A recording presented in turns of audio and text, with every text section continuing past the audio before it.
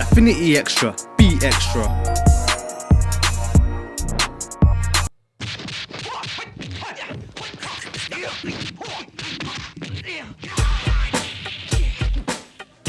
I'm going to hand it over to the host of 7Sharp.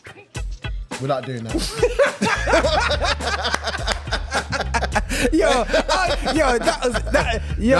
Bro, come on, man. We're not doing that.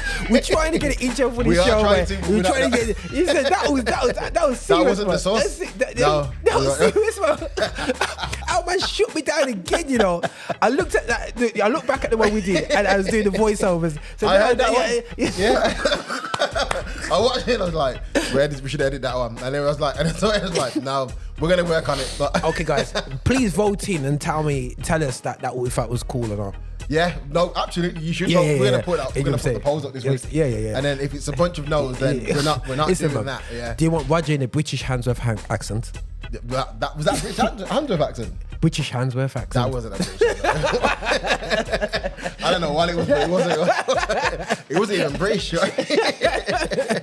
But no, welcome. Obviously, you know us already. It's the same old. Welcome to 7Sharp with me, your host Blu, and of course my boy here, Roger. And first of all, before we even get into anything, I just want to advertise that we are wearing some amazing merch. So please support the Affinity and the team and stuff like that, and get The Extra collection. The Extra collection. Believe it or not, this sexy looking fella is a replica of me if I was in cartoon form, and that isn't Roger.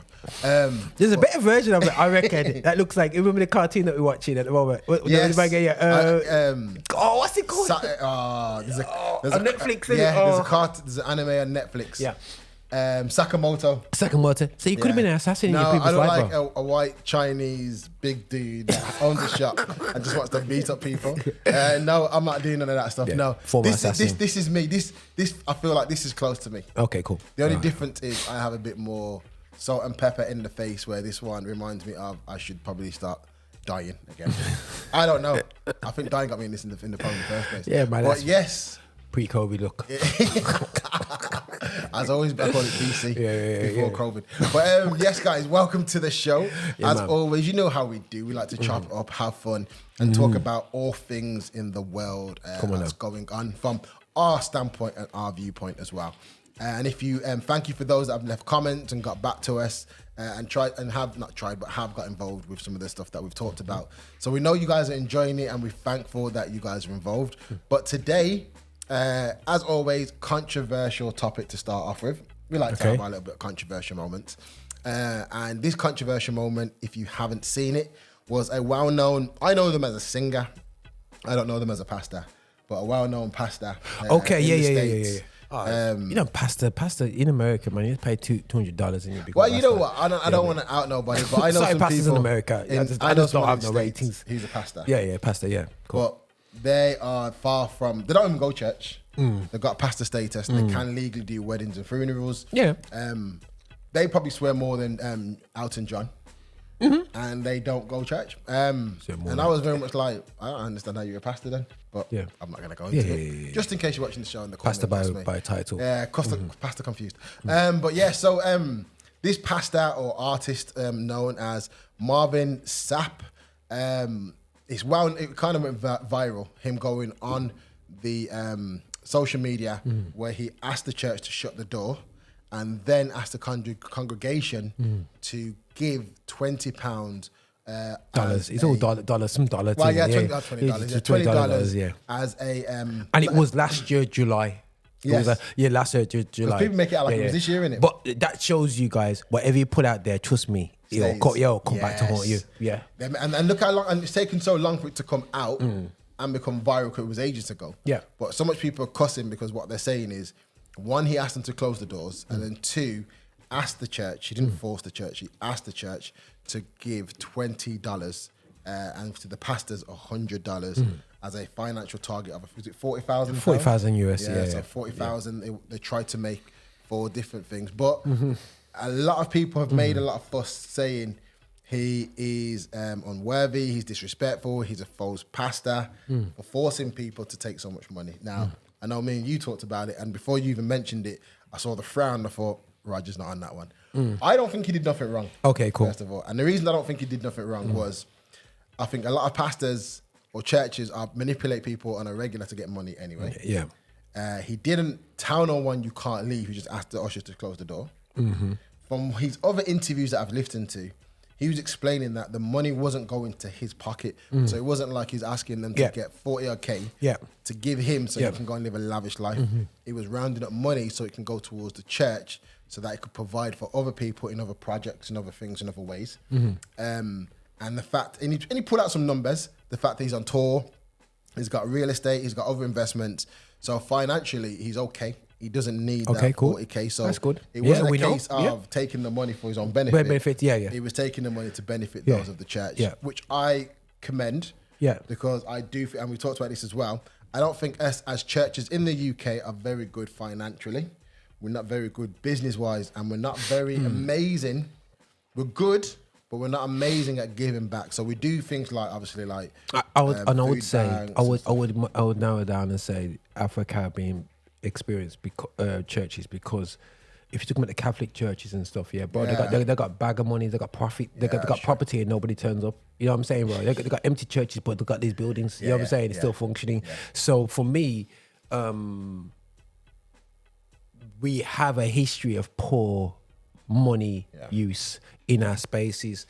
That this flags an issue that I know what this show ain't all about. But my kickback is what Marvin said and forced, not forced, but enforced. But it just feels like it's a type of thing that we've seen a lot from the 90s and in the 2000s of pastors asking for money. And I would say the parable, the talents, how they manage. A lot of people have left the church because of the poor use of the money they have invested in the space.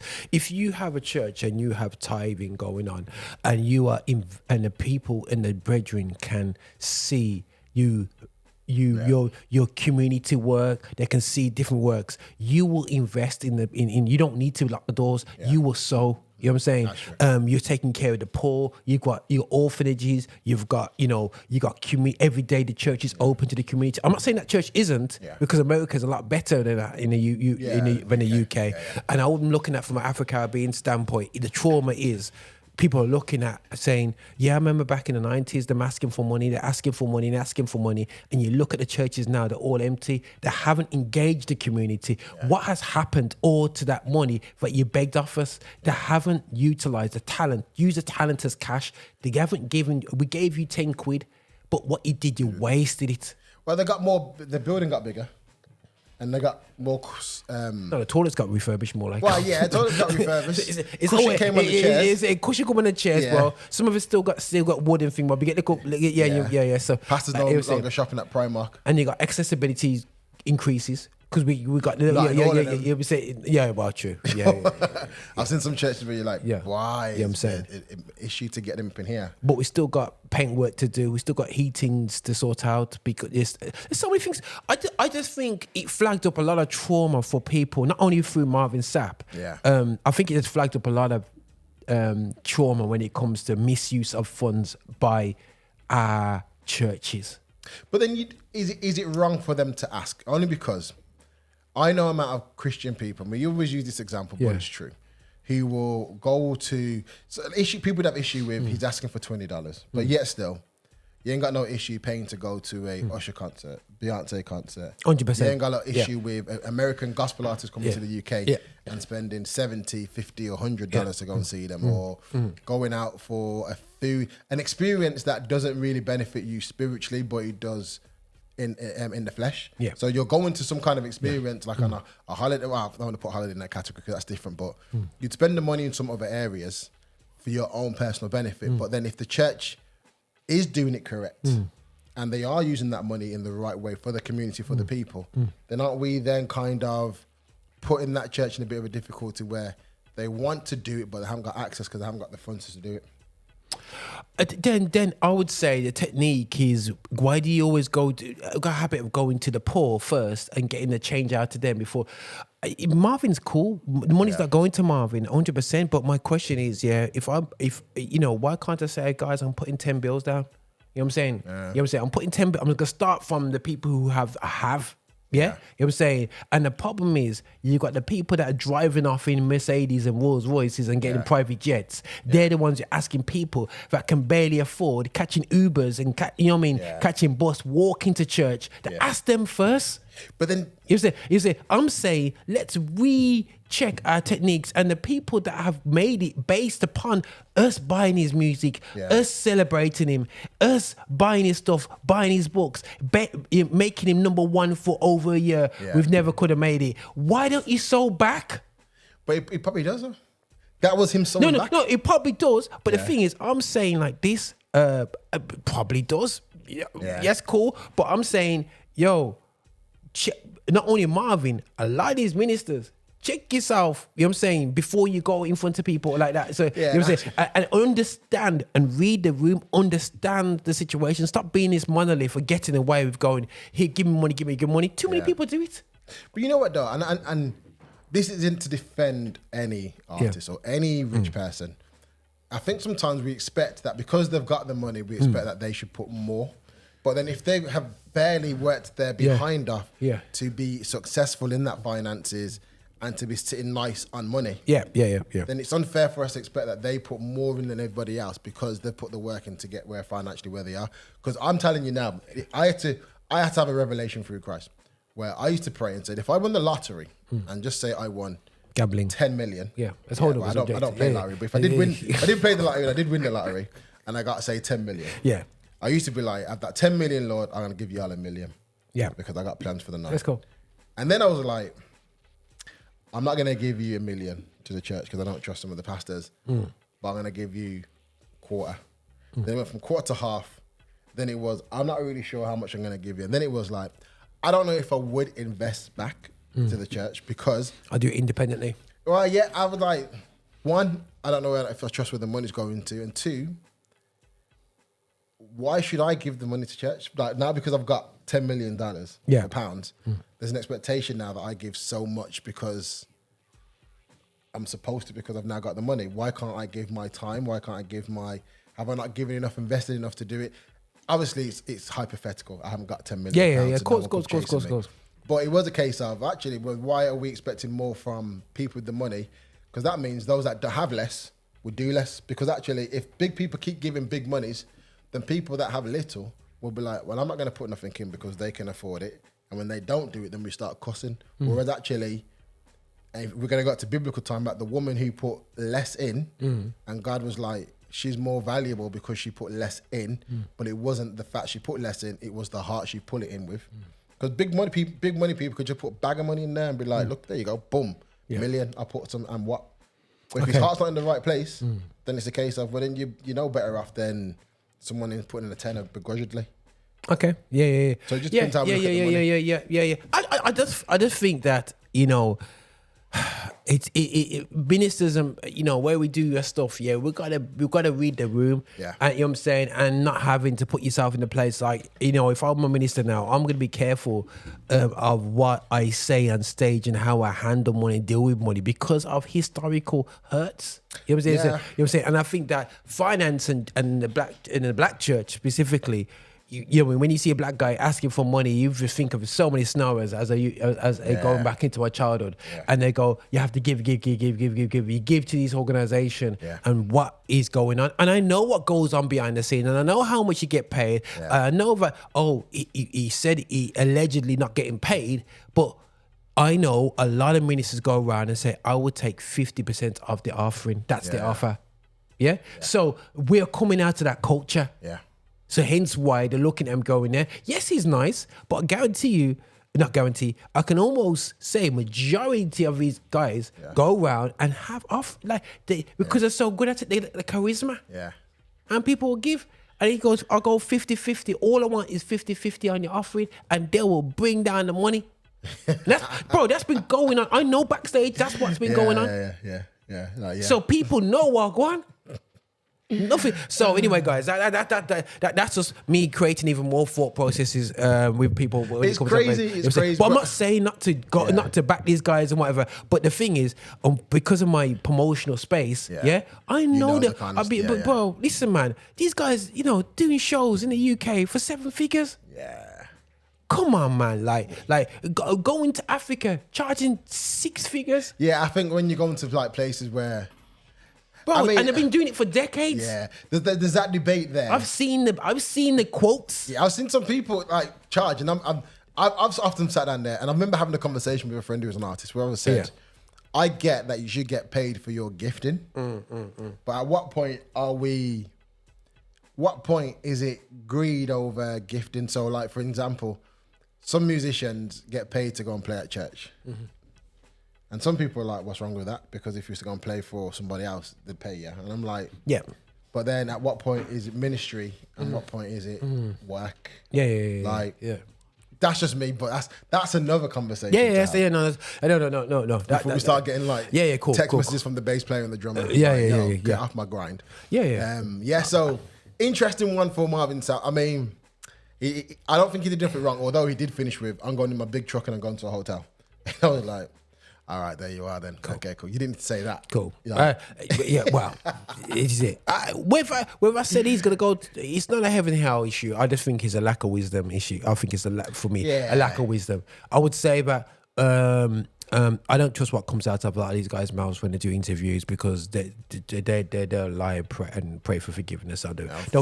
I treat pastors as artists. There's no difference between them and I'm not saying they're not Christians. Yeah. Far from it. But I'm not treating whatever comes out of their mouth as gospel truth. By their actions, you shall know them. Well, you have to use wisdom. We have actions. You have to use wisdom. I would say, and because the thing is, we've got ourselves in trouble because we've put these guys on a pedestal. Yeah. Spirit say, whatever he says is gospel truth. No, these artists do lie. You know what I'm saying? They do deceive. You know what I'm saying? They're human beings. Yeah. You know what I'm saying? So I will treat you as if I got, I'm watching Shay and I'm watching Damien White. Was it Wayne's? Is it Wayne's brothers? Oh yeah, Damon Wayne's. So I watched that interview there still, and he's converted. I think it sounds like it's a hardcore JW right now. You know what I'm saying? Yeah. Wow. You know what I'm saying? So I'm going, okay, cool. As much as I'm listening to the conversation. I'm going, okay, he's going on a journey to get there. You know what I'm saying? Yeah. But it's cool. So So there's a lot of people have faith in different places and different ways, and by the actions you should know. So interesting. There's some other pastors I'm gonna start touching. He's gonna watch the interview now. I'm gonna watch it, man. I'm gonna check it because he's got the same beard as me. But there's some interesting stuff out there with some pastors, man. Same colour. Did you see the Donnie McClurkin interview or testimony? Which one? His recent one, where he's kind of confirmed a lot of people's suspicions about sexuality and stuff. Okay. No. I think somebody sent me the link, but when you're just sick or tired of pressing, I'm saying it's like, 20 years later, mate. You know what I'm saying? Yeah. So, but the thing is, bro, that's a whole other thing. Let's get to the next subject. But but we're gonna get to this other one then, because obviously we don't want to be fighting against time. But we promised you guys we're gonna have this discussion. We're now here. I finally caught up with it, and I've seen the world-renowned, known program from Ashley Walters, which is Adolescence. Did he direct it? He wrote it, and wrote it. Okay, cool. Which is getting in the UK. Excuse me, sorry. In the UK, anyway, it's getting a lot of press. Yeah, there's like schools that I'm sure the school said something like they're gonna start showing it to students. Yeah. Netflix or someone's commissioned it for free for certain people to have it. Yeah. Which I was like, okay. I heard all this before watching it, then watched it, and I was like, this is where I'm gonna get cussed now. So I have to get go. I think to some degree it was a lot of hype. To some degree. The way it's shot was, everyone's going raving about how it's shot, but I loved how it was shot. No, I loved how it's shot, but it's nothing new. No, it's it's nothing new. Everyone's gaslight is. For a black producer though. Yeah. For a black producer producing TV shows, I don't know any of a black producer that has done the show like that. Whether you're black or I'm not even looking at it from that. I'm just looking. I'm looking for a producer version. We have to give them a props, man. No. But the thing is, that's how we do our music videos, though, bro. We've been doing so all he's done is extended the music video. What, you reckon music video takes in one take? Of course, he can do that in one take, bro. Hawkeye. Remember Hawkeye back in the day? They did one take shoot. It was brilliant. I don't remember Hawkeye. But anyway, So either way, sorry. As a videographer, I'm more looking into them things. You know what I'm saying? You know what I'm saying? So, but anyway, either way, but not down in it. I know what gear is used. The gear nowadays is even more fantastic. But yeah, good. It's well shot, but nothing to go Star Wars. But you know what I mean. But Star Wars. You know, but it was good. It was good. What else did you? What did you like? What did I like? What did you like? So I did like the. I'm biased. So I did like the story of. I enjoyed more the story of the family. So the last episode. Yes. I preferred that one more because it talked about them more as being victims, and something that we champion quite a lot on this show is about mental health, particularly from men's perspectives, and the impact it had on the dad's mental health. Oh goodness! For me, that was All right. That's good. It was good. That was good. And even the last part where. I don't want to spoil it. What's the spoilers, guys? Yeah, spoil it. But at the end where he was in the son's room and just said, "Sorry, son." Yeah. For me, it was like, I felt that. Like, and the thing is when he said, I tried to do the opposite as a dad, and this is our problem. Yeah. And it's not a black issue, it's a white issue. Yeah. You know what I'm saying? Because everyone makes it out only black parents beat. Yeah. No. Everybody's beating. You know what I'm saying? Yeah. Everybody's been beating for time. White people give smacks. Yeah, smacks. Well, I heard in school, like, I'm gonna smack you, which I didn't know what was until that someone broke it down. Was like, because it's like when you come from a black household, white school, innit? Yeah. So you went to white school in a black household. I'm yet to hear a black person say to their child, "I'm going to smack you." Like. That was like, that's... Yeah. You see what I'm saying? What black person says to their child, sit down, Kelly, otherwise I'm going to smack you. I'm like, what? Like, I've heard that. You've heard a black person say that? I'm going to smack you. In a white area. Yeah. You know what? Nah, man. We don't say, black people don't say smack and we don't say what you having for tea. But beating is something which we have... And when I say we as a generation, have actually turned around and literally we're not going to touch our kids because we felt like we've got abused. And he basically did the opposite his dad, and he felt like, man, I've done great for my son, and really and truly, he questioned, should have just beat him. I made it worse. Was it Barack Obama's dad that said? I can't remember the quote. It would go back to the last. It was talking about my guy. He talked about raising his sons, in it. Is that I beat him to into presidency or? No, what we was talking about? Oh goodness sake, the Captain America. Yeah. We talking about manhood, masculinity. Just beat but he's right though. Yeah. And before we get like social services coming knocking my door about my child, like I don't feel that. Yeah. Again, social workers don't come knocking my door and don't be looking for content. But I think discipline is important. And I think he even said it himself, like, there's a part where the mom and him said, we left them in this room too long. Yeah. They're into that type of world, into devices. Now, I made a comment one time. And he's on road at 9 o'clock? Yeah, I thought that. 9, 10 o'clock. You're 13. 13-year-olds at 9 o'clock at 9 o'clock at night. Yeah. And parents don't know where you are. But as a father, though, it's traumatizing watching that program because you're watching another father and you're thinking, how would I continue? You're thinking, I patted myself on the back. I did. I patted myself on the back because I know my son ain't going on no road at 9 o'clock at night. What to do? What? Yeah. You know what I mean? You better use my phone and call your friend. But your little one's coming through, He's coming through. I'm done and dusted, man. I'm in my 20s now. I think for me, it was impacting a little bit because my son is similar to the age. That's it. And so I recognised the world of what was on screen and what my son's in. That's what I'm saying. And I think for me, the biggest frustration that I watched was the scene in the school where I was like, we're aware of it and yet still we do nothing. Where the teachers come late to the classroom and left the kids in the classroom being fast. Yeah. You've got teachers who are over familiar with some of the students. You've got teachers who are like kind of being the disciplinarian. And I was like, but where's the teaching? Now, some people say these schools are naughty and you have to ramp it up to kind of deal with the kids in the schools. Now, I've worked in schools before, and I think the problem with some of these schools is the culture. So is that a true reflection of a school? Chaos? I think so, yeah. In the schools I've worked in, it was very familiar where I was like, yeah, I've seen that. Yeah, I've witnessed that. Like, yeah, teachers turning up late and no one explaining nothing, or teachers shouting at the child with their finger in their face. When I worked the first time I worked in a secondary school, and I can say this now because the school got shut down, just shows how bad these things were. But when I first started working in a secondary school, the first thing I was told by a teacher was, to get them to respect you, you have to shout in their face. And that was the advice I was given. And I witnessed it. He even showed me, here's how I deal with them, and went to some students and was like, you will listen, like in their face. And I remember the first time, I was like, okay, let me try it. And a young person was messing about and I shouted at him. I was like, who do you think you're talking to? You are, nah, sorry, bro. And I stopped midway where I was shouting at him and said, listen, that's not me. And the kid looking at me like, what? I said, listen, that's not me. I'm shouting at you like all the other teachers. Yeah. And really what I need to do is let you know what you done bang out of order. You rank, you need to sort out your life, and that's not okay. And he was like, nah, sir, but you don't get it, blah, blah, blah. And we had a conversation. And I think through that, I was able to have that conversation of, but you're not doing things correct, man. We had reasoning, we had talks. And for me, that young person respected me way more. He got kicked out of class to see me.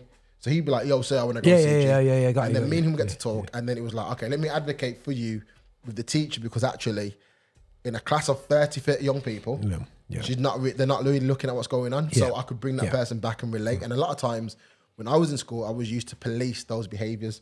Now we've got a lot of issues now where people are talking in schools about schools saying we failed our students because of how we're interacting, not enough male teachers in the school, this, that, and the other. And it's the institution that what they're in. So the whole issue of adolescence of this boy kicking off stemmed from school. Okay. You know what I mean? Like the whole blue chip thing of terms of he's going to be a virgin, he's never going to have sex with nobody, and he's ugly, this, that, and the other. It showed the sections and it showed, you know, the typical behaviors of the young people that's led to outside of school. He fancied her, but she doesn't like him. And even to the end where he said, I didn't do nothing wrong, he's convinced himself. Yeah. He didn't do nothing wrong. What was it, 9 times she was stabbed? 13? I think 13 times? This is no, 9. Probably 9. I probably got it wrong because 13 is the age group. Yeah. It was it's the one where it was denied. And when they showed the video, and he sees that man like, yo, and the solicitor went beep, beep, beep, beep, beep, beep, beep, beep. And it's like reversed out to that. Yeah. The one where the deemed the shrink as well. Forgive me, shrinks. I shouldn't use words. Psychologist, yeah. Or therapist.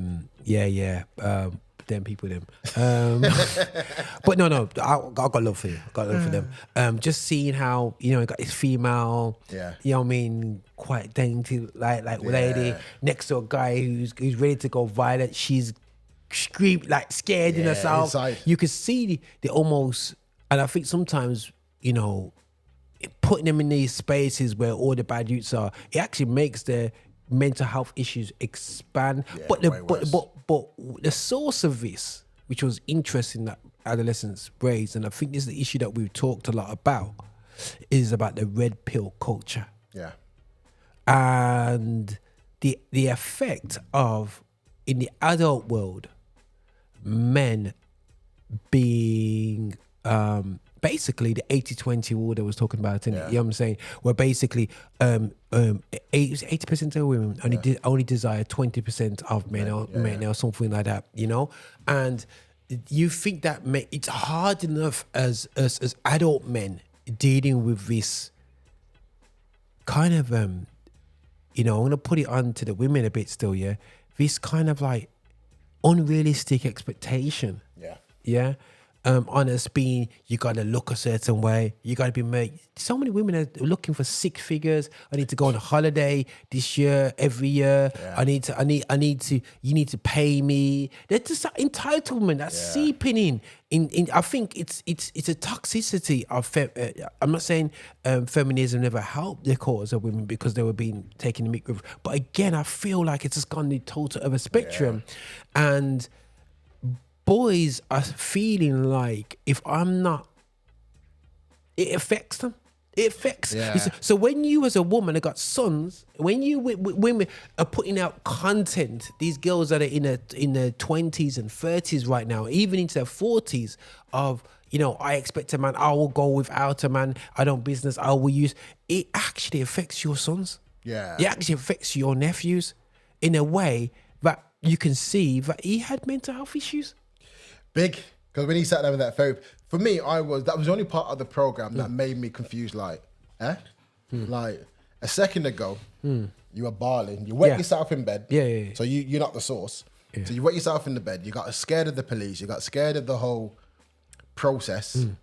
And then you got this young lady in there as your therapist. And we see this, I'm going to use the words, which probably isn't very PC, weird side of this boy that we have not seen yet, where it's like, all right, cool, are you doing this now to make me think that he did do it, he knew what he was doing because of how he was trying to manipulate the woman, how he was trying to kind of like control the situation, smacking things across the room, demanding stuff, very much misogynist. And you're very much like, well, where's this now? Like, who's this? But then I had to look at some parts again because I like to take my notes and because we've watched it for notes. Yeah. And one of the things I noticed was in the beginning it was very male led. So Ashley, as the police constable, was constantly in his presence at the beginning. Yeah. Then his dad was there. Yeah. Then it was 2 male police officers. Yeah. Then it was the solicitor that was a male. So there was a lot of males there where he didn't big up his chest. And I'm guessing he was also frightened because he's trying to figure out at 7 o'clock in the morning. But there was a lot of males there. Yet, when he was by himself with a woman, there was that kind of narcissistic behaviors where it was like, well, hold on. You didn't show any of those traits in the beginning. You didn't show nothing like that before. And I guess it's just TV to make us be like, okay, cool. But it was just weird how they kind of made his character in that kind of way. But then for me, and again, I'm going back to the end to kind of chop it up, there was a lot of stuff there where, and this is why, and I think we should do this again, bring some school teachers in. One of the dangers we have is there's too much technology out there today for our young people. I was about to go into the accessibility to porn and even to, we call it soft porn, yeah? But we never, as a man, you go onto Instagram you know, Instagram is PC, yeah? You know what I'm saying? But Instagram, like, it's like the portal to OnlyFans. You know what I'm saying, bro? Yeah. You'd think that I thought things would get reported. But the thing is, I'm not talking about the dodgy messages that get sent by somebody dodgy. I'm talking about images of just like people. Guys, it's got to the stage now where you look at Christian young ladies, they're looking like girls on the streets 20 years ago. You know what I'm saying? And it's like, so that, oh gosh, I'm going to get myself in trouble here. Yeah, man, but you're already in trouble. You're in trouble at the beginning when you did like, this is 7Sharp. So, but the thing, I'm just saying, from a young boy looking up, he don't have to guess your shape. Yeah? No. You know what I'm saying? And he's now he's starting to get his, you know what I mean, looks, and then he's now going to try on with the young sisters, and they reject him, and he gets mad. You know what I'm saying? You know what I'm saying? Because he's then watching an Instagram post of that same woman that looks for lustful, saying, I'm a God-fearing, I want a strong man, and he's going to say, but I'm weak. And he gets angrier and angrier and angrier. Guys, we have to be accountable for what we put out there. Yeah? I think there should be a limit for... I think the danger is there's too much, and we've done it before on so many shows before. There's too much access to technology that we as adults can't manage. So if we struggle with how much access to technology is, and you've got these younger minds who are still trying to figure out life, and like they're saying that the average age now, which is sickening, of a child that is accessing technology is like 4 weeks. Oh, and when you think about it, you're like, well, actually, how? Because when I've read that, I'm like, that's not true. What we do, we put our babies in front of the TV, iPads, the phone, then they grow up, and then when they're bored, like back in the day, and I remember someone said this to me before, and I was like, that's not true. And they were like, when you're walking through the supermarket, watch how much parents have given their phone to their child while they're just shopping along. Yeah. You know what I mean? And I was like, nah. But now you've seen it, and I can't unsee it. Mum's walking, childhood. And I hear some parents saying, you don't understand how difficult they are to manage. And I'm like, but when we were younger, my mum made shopping fun. My nan made shopping fun. We know the difference. I had to calculate it out, try to work out the shopping, man. You know what I'm saying? Go and get me 7 apples. Go and get me 4 tomatoes. Like, you were involved as a child in that shopping to the point now where my wife prefers online shopping. I enjoy going to the market because I know what I'm looking for. I don't know. I prefer online shopping. You know what it is? My nan and my mum showed me when we're shopping.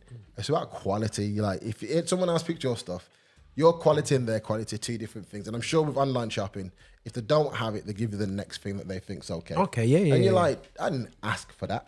I didn't give you my money to give you your suggestion. If I go to the shop and they ain't got it, I can make my own suggestion. You know what I mean? I asked for eggs, but you're giving me gravy granules for dogs. So I think there's a better thing of managing your own control. But for young kids on phones and tablets at 3 years old who know how to access YouTube, you know to unlock your phone. Preaching this. You know how to, and I think we think it's just harmless technology, but when you don't know as much as your children when it comes to technology, they've got an advantage over you. So when they want to hide stuff, lock things away, and they have that secret world, and you're thinking, oh, they're all right, they're just in their room playing Fortnite and whatever. Like, there's some people, I mean, I don't remember if you remember, it's still happening, where people will put in demonic messages in like cartoons like Peppa Pigs and stuff like that. Yeah, of course, yeah. Remember that, where they put the cartoons on just long enough for the parents to look and go, oh, okay, that's fine. Then walk away, and the screen would change to like improv messages or certain things happening. You're like, oh, Dan, which wicked person sat down there and thought to try and indoctrinate a baby? But if you start misleading their brains from early, then you've got them screwed for so many things in terms of mental health and stuff. So when these kids, so for the very fact that Ashley in the program, Ashley Walter's son had to come to him and say, Dad, explain. You don't understand what these things mean. Because it completely changed the investigation. They were investigating something completely different until a young person said, you got it wrong. Like, this is what it is. I'm going to go back to the technology thing, bro, because it's something that everybody knows me as a bit of a tech guy anyway, and people are like, you know, even my sons are like, oh goodness sake, Dad, you know what I'm saying? I lock off the internet. But what makes it worse is that, you know, I had limitations. You don't have to be taking devices off your children. Let me just be real with parents. From over a decade ago, from when we had things like BlackBerry, I used to, I don't know if you remember, bro, I don't think I did it in you might have do, when I used to go around, I used to do talks about symbols and signs and symbols within gaming and filming or whatsoever. I stopped doing that because I looked at the parents and I allowed their children to have these devices. So whatever I say, they I'm going to talk about Beyonce's evil, but they'll pay for tickets to go to Beyonce's concerts. They're not vetting the children's iPods at the time. You know what I'm saying, whatsoever. So I'm going, what's the point of me talking to the parents if they're going to do nothing about it? You know what I'm saying? You know, what are you going to do? Okay, I tell you what, you all can just carry on doing what you're going to be doing because, bro, I'm saying to parents, and I said this to relative parents when they're children, this is over a decade ago. You know what I'm saying? I said, don't let your children have phones like that. My child is good. It's not about your child. It's about their friends. Now, I was around the youths that were around my sons, because I play football with them, that was at my sons at school. And I said to them straight, guys, youths from over a decade ago from BlackBerry phones were messaging out pictures of classmates naked. So a guy will get a message from a young lady, and then and maybe even vice versa, and that will get BBM broadcasted. You know, broadcasted, and that's what's going on in schools over a decade ago. That's true. What on earth is going on now? And you could, you know what makes me laugh? Parents, when you give your child the phone, and somebody said to me the other day, I'll get out the person that got to me, whatever thing I did on my Apple device, they always broke the codes. Guys, you pick they're smart. Yeah, do not not silly. give your phone and don't watch them over your shoulder when you put your password in. So they know your passcodes and they're not going to tell you that they know your passcodes. Or sometimes you're not even thinking like, I'll go on my phone and do such and such. Don't know your password. Oh, it's such and such. Boom. Yeah, and you think, but what? Just watch your children, man. Yeah. If you change your passcode, if your son's frying the face, you're yes. Listen, I've seen them in action. But I'm like watching. Yeah. They got this. Yeah, Dad, Mum, I need to. And when you put in the code in, they're watching. You know what I'm saying. And then they go, and then they go on you. And then so when you put your restrictions on their phone from your phone, they'll just put you, especially for iPhones, you can do your restrictions thing. They'll just go on and put your passcode in. So guys, let's just start wising up and stop treating your children as these angels. They want to learn. They'll break through barriers, bro. Just to the candy's there, it's tempting. And I remember reading something about dopamine. And how much dopamine our young people are getting from our technology. So they're doing stuff like even being dumbed down in terms of 30-second videos, more and more, which means their attention span is less and less. Their ability to kind of vocalize and speak well is less and less. Emotional intelligence is less and less, particularly on our boys. But access is higher and higher, like you said, to looking at soft porn, then kind of looking at content that's above their age, suggestive porn. So it's stuff where a girl might be running around in a top that looks very loose, and then it kind of pans away. Well, she's about to pull her top up, but it pans away, and you're like, wait, I don't need to wonder what that's about now. There's now that seed implanted of what's that about. So much young girls now in school are considering having their OnlyFans page, because if they hide their face, they don't need to. They can put mom's details or someone else's details in. It's so much technology stuff there that when you look at it, like for instance, and I said this conversation to a friend and he was like, you reckon? And I think this is true. Adolescence, the way it happened, couldn't work in the 90s.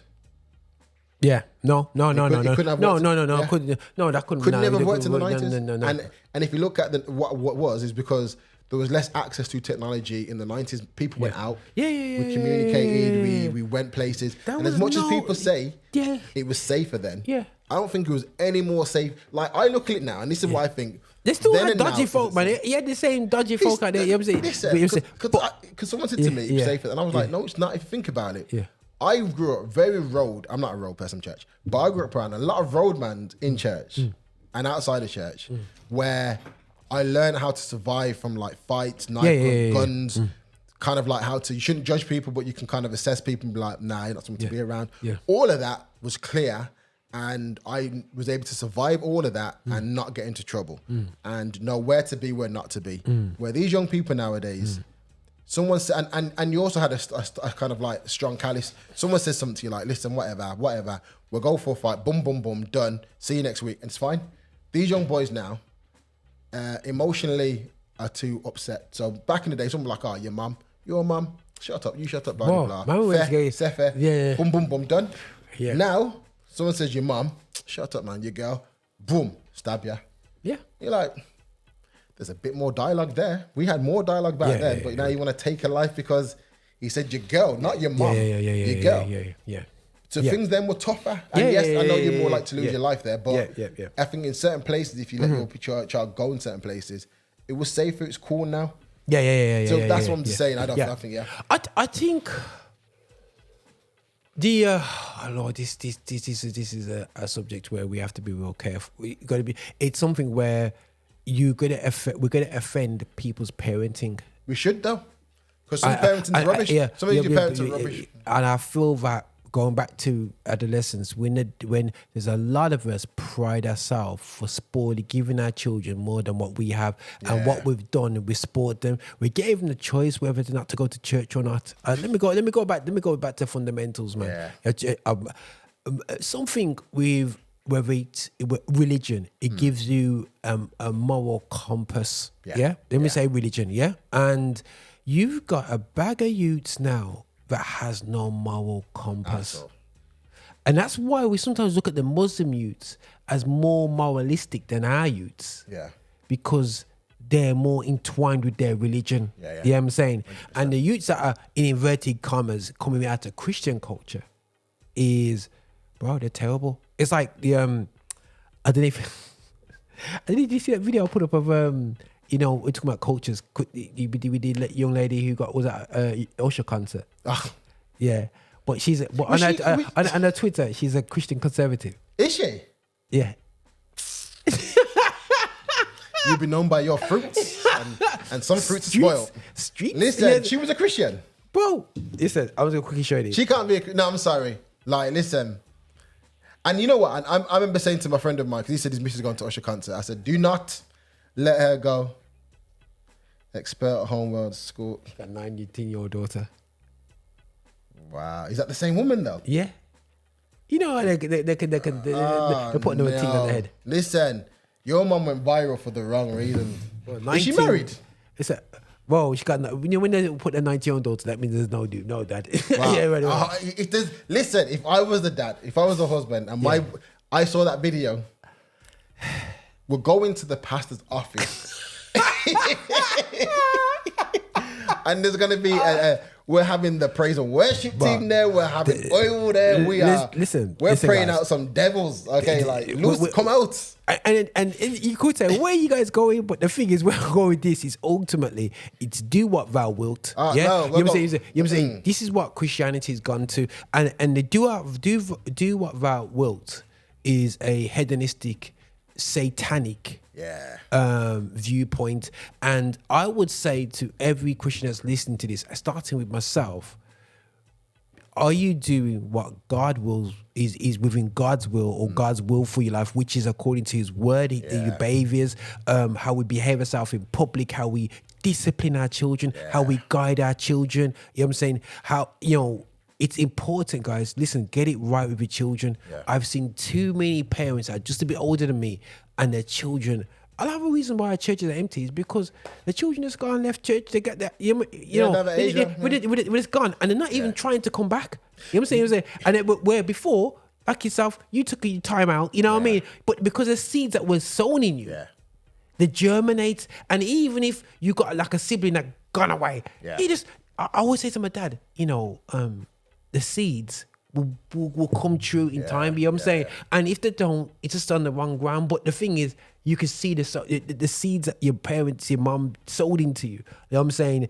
As much as you look back, you're thinking, oh my gosh, I hate to go in church that day. But the thing is, them seeds have germinated. I find now we don't discipline right, and that's not beating. It's not beatings. We just don't discipline. We trust our children. No, but back before. Sorry, guys. I'm one more point in there a little bit. So remember the days where Sister Brown will go, "Miss C. Jermaine, bro." She will tell your mom. Snitch. You were saying because you weren't in church. You were saying you by the time you get home, you're getting finished. Yo, you know what I'm saying? Sister Brown finish you first, and then mom will just do the KO. But now. Mums are backing. You go to a parent now in church and say, your child will misbehave. Who you look at? Mind your business, blood. So for me, before we used to take the advice of people in our church. Now we're telling you to shut up, mind your own business. That's my opinion. And that's why we got no more sense of community. Because as much as we want to push that whole... Like I heard this morning on the news, one teacher say school teachers are an extension of the village. And I was like, but that's only if we go with the concept of a whole village raising a child. And we're not anymore. As harsh as it sounds, we're not. There's no village protection. There's no village supporting. It's just about community. And I think that, for instance, one thing, I look after my village, I'll tell you that now. One thing my nieces and nephews don't enjoy when they come to my house is I say to them, when we're all here, it's a technology free time. So put your phone away. You know what I mean? Put your phone away. Is that JB's little ones? Yeah, man. Yeah. And my sister's ones. Put your stuff away. And I know sometimes they pick up a face like, but you know what it is? Our young people are so into technology that they're missing the moment, and then they're and what they do is they copy each other. So my sons will see their cousins on technology. They want to be involved, so they've got their stuff, and they're not even talking to each other. They're all on different things. And I've seen so much kids go to family events and things, shove up in the corner on their phones. When we used to go to parties and the elders were there, we'd go in the corner and play football, we'd run up and down. We found our entertainment. We'd climb the wall before granddad or nanny comes when we get beaten, you know what I mean? But and you see things like Roblox and things like that still, So, bro, and sorry, children, if we're going to out you out, Grass you up, man. I'm saying Roblox, guys, can potentially be dangerous. I'll encourage you as a parent is why don't you have your own login, and then you ask your child, what have you done today in Roblox, because it is a community and are wolves in these communities, adult wolves. Also, you know, an iPad is a phone without data now. You know what I'm saying? That's all it is. Without mobile data, you can make phone calls if someone's on an iPhone. You know what I'm saying? You know, people can communicate with the people on just as easy. You know what I'm saying? So when you think you're giving your child an iPad for an education or something for YouTube, you might as well give them a mobile phone. And I don't think a child should have a mobile phone of that technology and that accessibility to so many tools until after the teenager, and if not, until they leave school. You know what I'm saying? And you're giving them the broke down iPhone that you had from 15 generations ago that barely works, that they can't access all the latest technology. And please guys, things like Roblox, it's so easy. If they're playing, you know, they said, oh look, I watch, because I actually watch them play. I look in the corner, watch them play. Says, what are you guys doing? Oh, we're doing what's that game? Squid Games. So they've got Squid Games in there. Roblox. See that? Think about Squid Games, and you're watching your 8-9-year-old play Squid Games in this space. Desensitizing them to so much stuff. So we're watching Squid Game going, oh, I would never do that. These kids are doing Squid Games in Roblox. And you know what? Bringing it back to Adolescence, and also we're coming to a time. Yeah. If you look at like Adolescence, there's a part with the dad's in the kids' room. Yeah, towards the end. Yeah. And he shows the room for the first time fully. Because now he's not in there. And you see his computer set up for gaming. Yeah, man. And That's a good point. I know echo on what you've said is there's a guess that he's played games like Roblox, Call of Duty, games where you're killing people. Fortnite, all the kind of shooting and killing Minecraft games where you're desensitizing yourself to believing Call of Duty, it's not reality. Like, I didn't do nothing. Grand Theft Auto? Yeah, bro, even worse. But they're desensitized to all these crazy things. And then when you go back to the fact of him saying, I didn't do anything, and they've asked questions, you know what a knife does? You know what killing does? Blah, blah, blah. And he's like, yeah, I get it all, but I haven't done anything. So he knows he's killed her, but in reality, I haven't done nothing. I'm the victim. She done wrong to me. But that comes down to the desensitization of the game, desensitization of technology. And this is why we've got young kids being able to kill people and not feel anything about it because of what we're allowing them to. Like, I was writing, I've got a title, but I still need to start doing my research on it, which is, what do I call it now? I've called it, You Killed Me, Computer. And it's meant to be a book for adults about our children, where we're basically saying technology is killing our kids. And as much as we might say there's benefits for it, there totally is, but the technology, the benefits for it do not outweigh that one-to-one time with a mum or father taking their son out to go and play football, go have ice cream, go in the park, go walk, go look at something to get, like, that bonding time can never compare. Like, technology can never compare to that time. That time you can never get back, you know what I mean? Technology will help you to have a picture, to remember what they look like, to film it, to remember what they sound like. But the authentic time with that person, you can never get back. And what we're doing is we're giving ourselves technology of replacing the person to mash ourselves up. And then we're upset that our children are going out, shooting, stabbing, being desensitized. And it's like, but you gave them that. Like, you might as well give your child a gun, because the more technology we're giving is the more bullets we're giving them to shoot their desensitizing them from certain things, their communication skills. They can't do interviews, they can't talk. They're not at a level they should be. And as much as we want to blame it on COVID and on so many things, it's us as a community and parent who are shoving these things in their face and then wondering why we're not getting our child back. You know what I mean? Like, it don't make no sense. So for me, the whole adolescence thing was, when I looked, I sat down and wrote in my notebook, who do we blame? And my answer was, unfortunately, mum and dad, granddad, because if his grandparents, the dad's dad, didn't treat him the certain way, his dad wouldn't have wanted to try and change how he changes his change his pattern of parenting. But if his dad did all those things and building memories, loving him home, protection, all the rest of it, his dad would have then done that naturally with his son, and his son may have naturally, and it was about value. If his mum was saying, it doesn't matter what girls out there, they will never love you the way. It's not about sex, son. It's about value. I tell my boys all the time, there's no one that's ever going to value you more than me and your mum. I don't care what person says you're not great. To us, you're amazing, and that's acceptable. And in God's eyes, you're good. That's better than anything else. And as much as we start putting that in their head, the more they can start being like, I'm okay. I don't need validation from no girl, no TikTok, no what's in them. And these are the things we need to start giving our children. Otherwise, adolescence won't be a story, it'll be someone's reality. Quick question. Did you see Kemi Bandicoot's... if it was a black person... It says, it's not a white person's reality, it's the black... Like, almost like... I thought, shut up. It'd be worse if it was. It would say...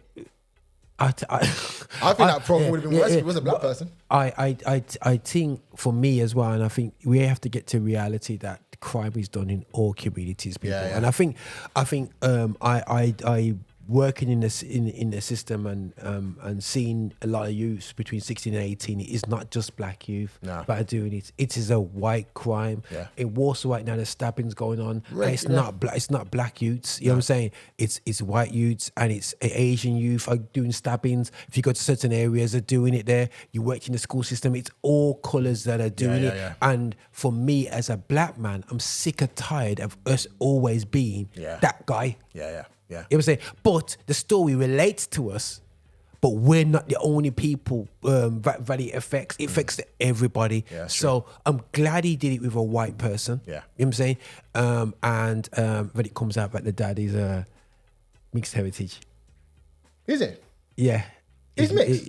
But his mom's half Jamaican. In reality?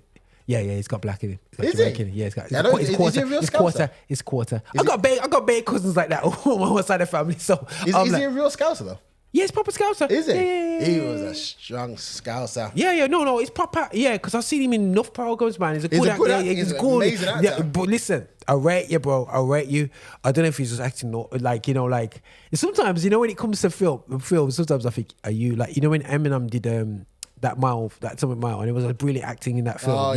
I'm saying, bro, you're just being yourself. You know what I'm saying? This is every day. This is everyday life, man. This is where I'm from. You know what I'm saying? So that's it, man. But now, word up for that, bro. Adolescence. Guys, how much out of 10?